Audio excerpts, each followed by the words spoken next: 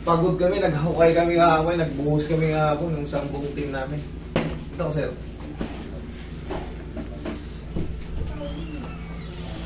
Ano masakit sa lahat?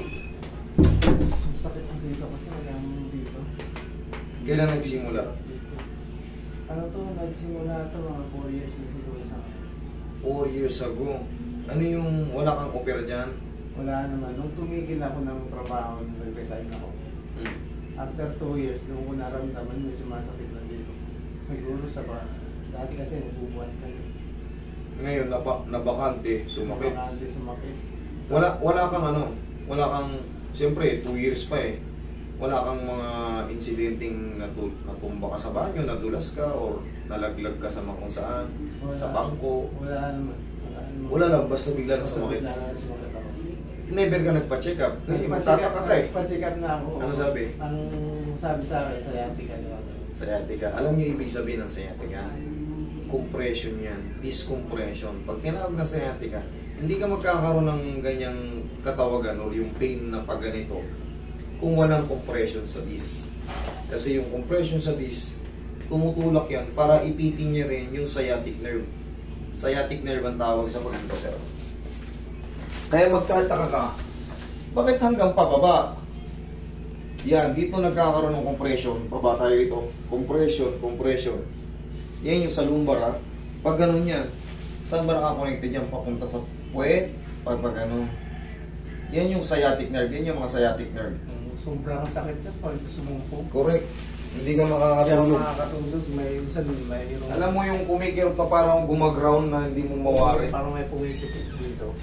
Tapos yung dito, kumingit na dito. Kasi nga napipigil yung blood circulation tsaka yung oxygen. Yun yung ano nun.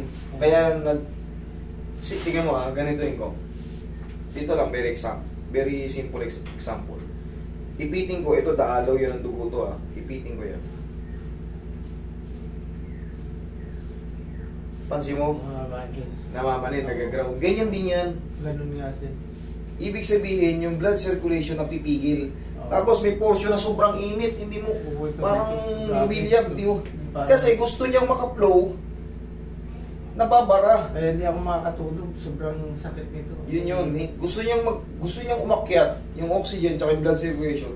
Ayaw, kasi nga dun nga, dahil dun sa impingement. Nung nagpa-check up naman ako, ang binibigay lang sa akin, pain reliever, tapos tinirapi ako ng 3 beses. Nawala siya. Yun After talaga. 1 year, umulit. Alam mo kung bakit, sir? Ibig sabihin, yung disc natin, isira na talaga. Yung syempre, hindi natin maiwasan. Minsan nga, may inabot lang tayo. Yung iba, nagbuhos lang ng tubig sa baul eh. Yung iba naman, nagwalis. Ginanon na may lumagit eh. Bakit? Ganun na, may very easy na sumakit yung balakang mo pag meron na tayong issue noon. Kasi hindi na po yan dati ganito kakapal yung disc natin. Pumuputok yan sila. Pero may chance pa na gumaling. May chance na gumaling kaso tightening disc na ang tawag. Ngayon, may chance din bumalik. Uulit lang. Gumaling. Pero siyempre, pag umulit, tuturo ko na sa iyo yung sikreto para hindi ka naaabot sa severe moment. Okay, ganun lang yan. Baka nakakalimutan nyo na yung tinuturo sa atin sa elementary ng sasayaw ka sa umaga eh. Yung exercise. 1, 2, 3, 1. Diba? Yung ganyan tinuturo yung sa elementary noon. Ilang taon na po ba kayo? 53. Masyadong malayo ko sa inyo. Relax lang. Pero dati kasi nung elementary ako, sikat na yung It's a Beautiful Life eh. It's a Beautiful Life. Ganun yung sayaw namin nun eh. Pero malaking tulong pala yun. Katagalan, madi-discover mo na yun pala yung sagot. Nilaro ko rin ng tennis to, umulit. Siyempre, minsan may smashing tayo. Tapos, Ang galing mo to. Sa katag siya. Very simple, compression. Siyempre, pag tumalon ka, tayo. Pero hindi ko sinasabing tigilan mo yun, sir. pwede pa. May pamamaraan para matanggal yun. Hindi ka patagilin. Lalo umiitan tayo, mas mas sumihina talaga yung ano natin. Buto. Yes, mga buto-buto natin, mga joint pain, mga joint talaga natin. Talagang nangyayari yan. Kasi habang tumatagal, rumurupok yung buto natin. Pag rumupok yung buto, humihina rin yung mga nakakapit sa buto. Kasi wala silang masipsip na sustansya. Ngayon, pag napagod ka, mas mabilis siyang ma-stress, magsuswell siya.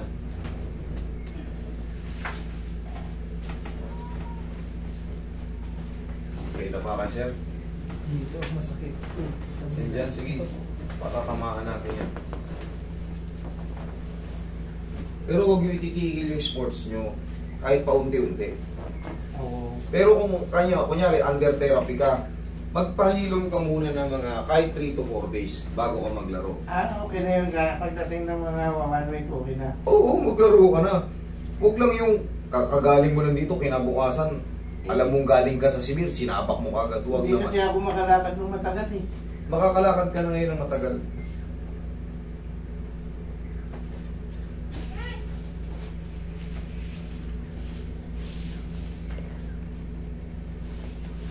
Nakaipit kasi yun sa'yo. Kaya hindi ka makalakad ng matagal. Oo nga. Konting pagod, kumikirot na talaga, lintik yung kirot. Gusto mong mahiga, gusto mong maupo. Oo, upo ako pag lumakad ako pahinga.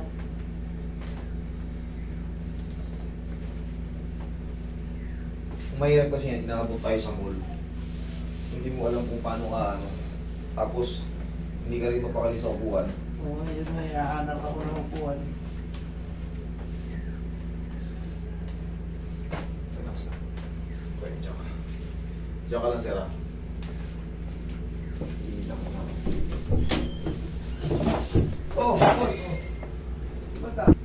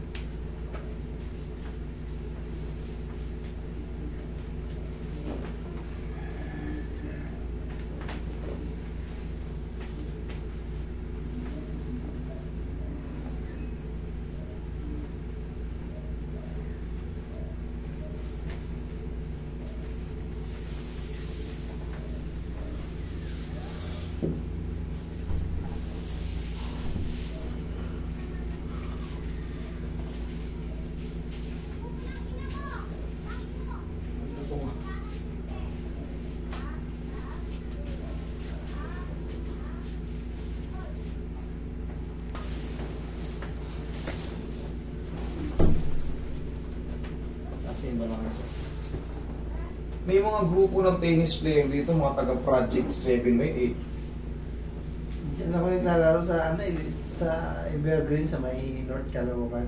Oo, sige, lagyan mo sa dibdib. Saka sa BM. Ayan, ayan. Relax. Inhale. Exhale. Tsaka yung batang ano, sikat na yan eh. Punta rito. Naglalaro sa international. Tennis player. Mga taga dyan din sila eh. Project. Parang Project 7, Project 8. Saan ba yun, Roy? Project 8. Mga kilala na rin. Pumunta rito. May mga senior na rin, pero talagang active pa sa ano. Sa tennis. Naparap na ako maglaro eh. Hindi kasi ito, tandaan mo bago, huwag mo itigil yan.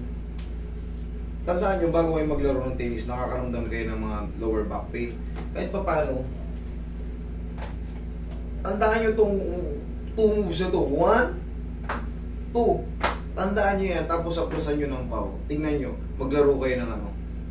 Huwag lang kayo matatapilo ka, huwag lang kayo matutumba kasi syempre minsan natatapa. Pagtakbo natin, natatadyakan natin yung sariling paa natin. Huwag lang kayo. Pero yung normal lang. Aladay lang. Kaya yan, huwag kayo titigil kasi ito yung sports show, pinapawisan kayo rito, mas magiging healthy yung mga katawan natin pag pinapawisan tayo. Gaya nga ng sinabi mo, nung tumigil ka sa pagtatrabaho, naglabasan yung mga ano mo. Pag ito, pinatigil ko pa sa yung sports mo, lalo ko malulumpo. Nung nag-Saudi ako dati, Pagtigil ko, doon na talaga umpisa. Yun nga sabi ko, kaya nga hindi kita, kaya ini-encourage kita, ituloy mo lang yan. Kahit mga simple-simple yung mga Oo, alalay lang mga. lalay lang, hindi naman tayo nasa tournament talaga na pag inismas talaga natin, todo-todo. Papawis na lang. Papawis lang, huwag yung titigilan mo. Tanggalin natin yung sakit na yung nararamdaman mo. Marami na rin ako napuntahan, master eh. Na pinahilutan. Kung saan. Alam kong, marami na talaga kaming ganito. Pero kailangan talaga siyempre ma-explain sa inyo yung ano, kung ano yung gagawin, kung ano yung dapat para sa mga ganitong kaso. Ang hirap nga daw talaga ito magaling. Sabi ko nga sa inyo, sir, ito yan. Oo. Ganyan kalaki yan. Pag nasira kasi yan, hindi na yan bumabalik sa ganito kakapal. Kaya kung magtataka ka, di ba, na-therapy ka noon pa, gumaling, nawala, bumalik siyang taon, yan na naman. Kasi nga, ano na siya noon, sira na talaga noon. Natatanggal lang namin yung pagkaipit ng sciatic nerve. Ngayon, sumumpong, naipit yung sciatic nerve mo, kaya gusto mo palaging Sobrang sakit. hindi ka makalakad ng malayo, sobrang sakit. Mayroon nga hindi na makatayo, hindi na ako makatayo. Pero hindi na mangyayari yung tayo ha. Ganito lang, pagkagising mo sa umaga, ayusin mo siya mo. Oo. Okay. Oo. Kabila. Yan lang. Maniwala ka sa akin, magkaroon ka man ng back pain dahil siguro sa sugat niya, pero hindi na kagaya nung hindi ka makatayo sa higaan, gusto mong lumakad ka, so Oo. tapos, di ba, naganyan mo paggising mo sa umaga. Kung may pau ka, anong ganunin mo lang kahit di ka marunong maghilot. Efficacy yun. Wala po. Ang mas mahalaga, may pang-upload tayo, pero mas masarap yung pau. Okay? Sige. Upo ko ulit. Ganito ka. Okay. 1, 2, 3. Oh. Di ba walang umiipit? Wala. Oh. Oh, dire-diretso na yan. Kasi ipit na yan dito eh. Kasi kung mayroon kang pang problem dyan, talagang sasakit yan pag kinumpress namin. Okay? Ang iwasan mo na yung magbubuhat talaga ng sobrang bigat. Mabigat talaga. Pero yung sports mo, tuloy mo lang yun ha. Basta tandaan mo, pagising pa lang sa umaga. Okay? Sir, thank you so much.